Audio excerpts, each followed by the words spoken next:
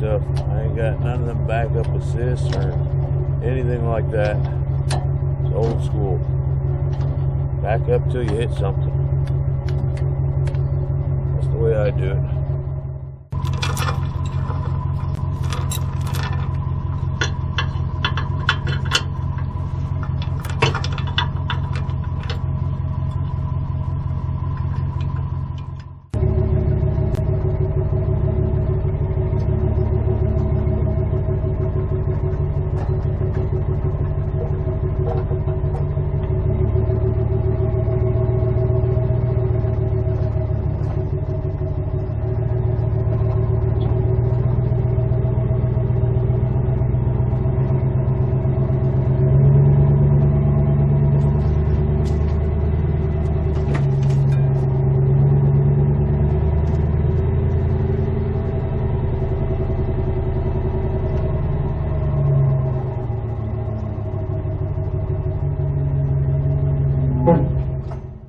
Alright, we got it all hooked up.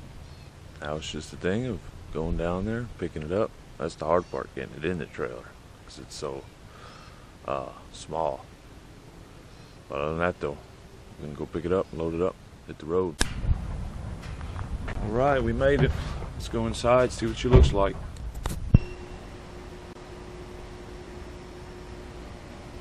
That came out, I'm glad we did the blue.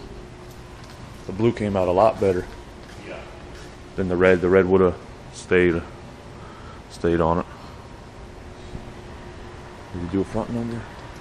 Okay, yeah, you did a front. Okay, you did the windshield number and all that. Okay. Yeah, it came out good. He's got the extra decals on the back there.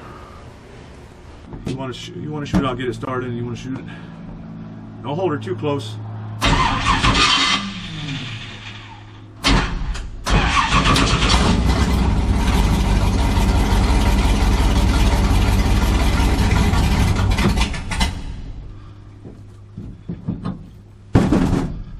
I'll shoot it again.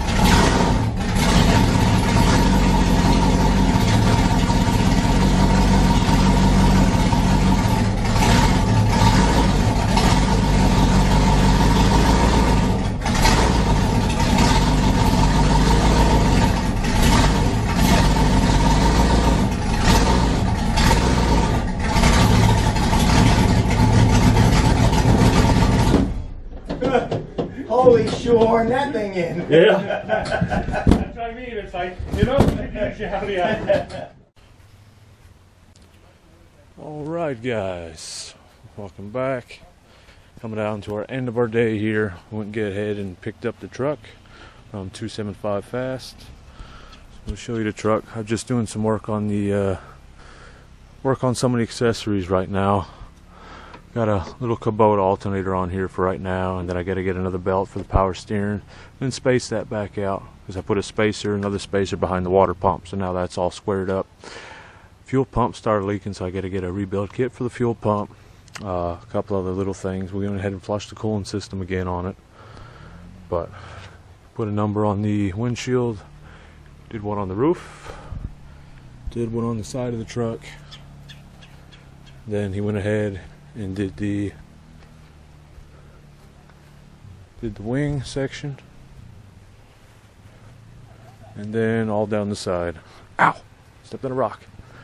So you got the name, side number, and how clean the inside is. It's never been this clean before.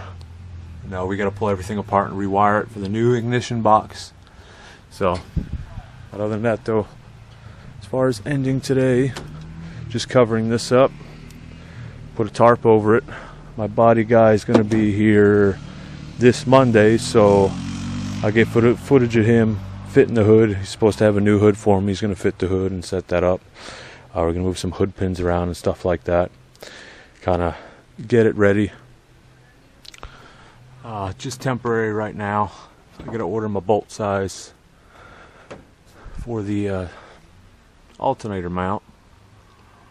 Yeah, it just wraps around the crank, water pump there, and it's a little Kubota like 20 amp alternator. So now what I just got to figure out is to convert it from AC to DC. Either use a diode or a converter box. See if that works. This should work. Alright guys, we went ahead and picked up our methanol. Now we're just going to go ahead and unload it. We don't want it sitting in the sun or anything like that for too long, so we're going to back down in a ditch here like we usually do and unload the methanol there. It's easier that way instead of having two people pick up 55 gallons of it manually, because they loaded it in at Performance Plus, which partially sponsored my fuel for speed weeks with a forklift.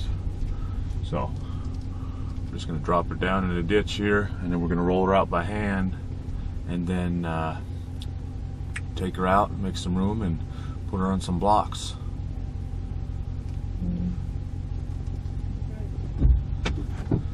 When you're done, Michael.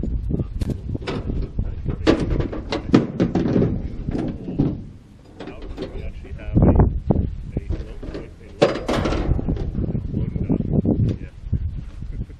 Just put that right there.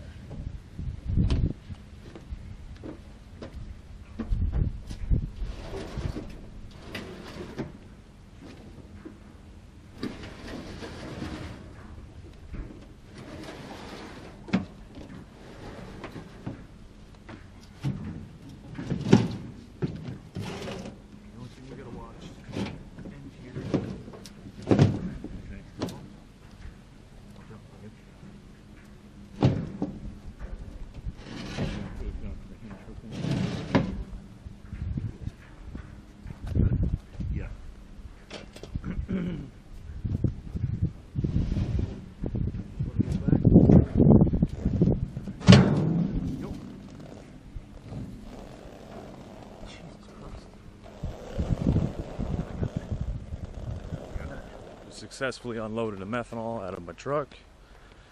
Thank you to Performance Plus, even though he wasn't too happy about it.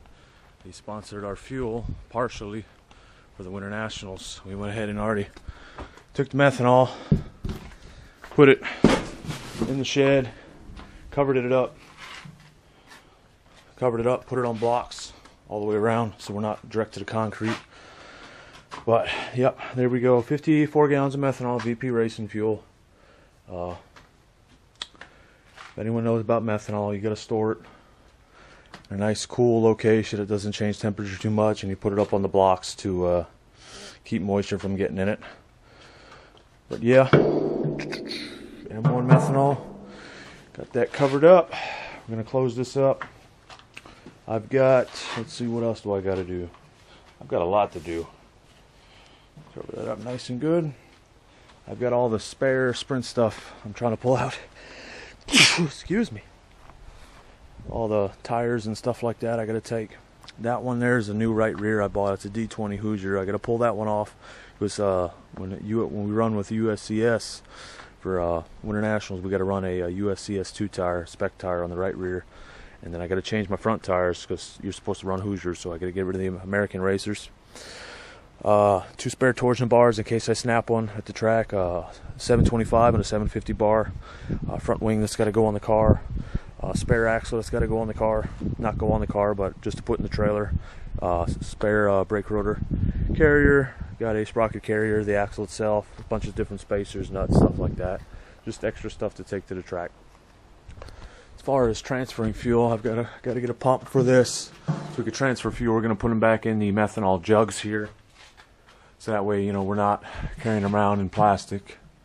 And 2, these are cheaper. I already bought them. They're not rusted or anything like that. So easy just to transfer into those tanks. We'll fill the car up all the way when we go to the track, and then we'll bring an extra 10 gallons with us, because we're probably going to burn about 15 to 18 gallons that night, depending on cautions. So total gallons will probably have 15 or 18 gallons of meth with us when we go to the track. But other than that, though, that's it for right now. It's just kind of loading up the trailer, getting things set up. I know I still got 3 weeks left, but I'd rather do it now than do it last minute.